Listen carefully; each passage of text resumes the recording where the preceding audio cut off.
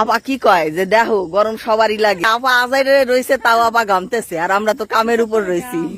আরে আমি তো আইটা আইছি, মনে করেন কাম করে স্লিম আছেন, সুন্দর আছেন, আর আমাগো কি তেল চর্বি জমে গেলে উদ্দাই আইটা আইটা তারপরে হলো হাইটা হাইটা এগুলা হলো কমান লাগে, ঘরের কাম না করা মহিলাদের যাওয়া হয়, বুঝছেন।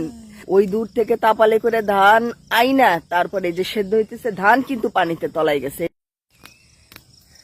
সাত সকালে আপনাদের দেখিয়ে দিলাম আমার দেশের একটা অন্যরকম দৃশ্য, সেটা হলো ধান সেদ্ধ। দেখেন এই যে দুজনে মিলে ধান সেদ্ধ হচ্ছে, এটা কি ধান? ইরি ধান। ও, সকালবেলায় দুজনে খেয়ে এসেছেন? না, সকালে খাওয়া হয়নি আপা, খাওয়া হয়নি, সকালে খাওয়া হয়নি। অনেক ধান হয়েছে এবার তাহলে।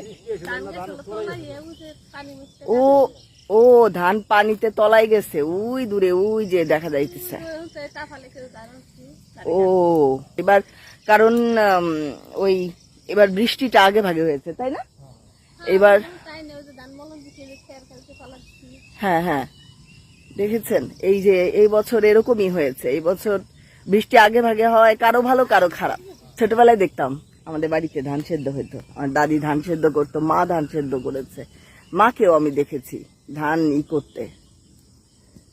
সকালের এই দৃশ্যটা অন্যরকম, দুজনে মিলেই ধান সেদ্ধ করছে। ওই যে দেখেন দূরে খ্যার খ্যার নিয়ে যেতেছে বাজারে তাই না, দূরে অনেক ধান ক্ষেত, কিন্তু ধান খেতে পানি উঠে গিয়েছে। এগুলার নিচে কি ধান পড়বে নাকি এগুলা ধান ছাড়া খড়? হ্যাঁ, একদম উঁচু উঁচু করে যে পালা দেয় ওভাবে পালা দিবেন। এই যে আপা সকালবেলা এই যে খ্যার একেবারে খ্যার করছেন, ভাই আপা এনারা সবাই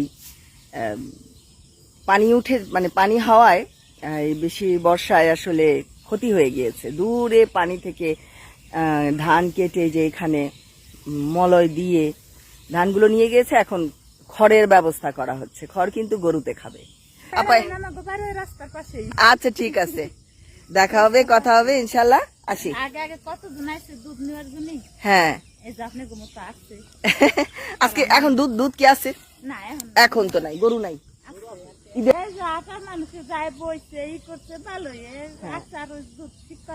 হ্যাঁ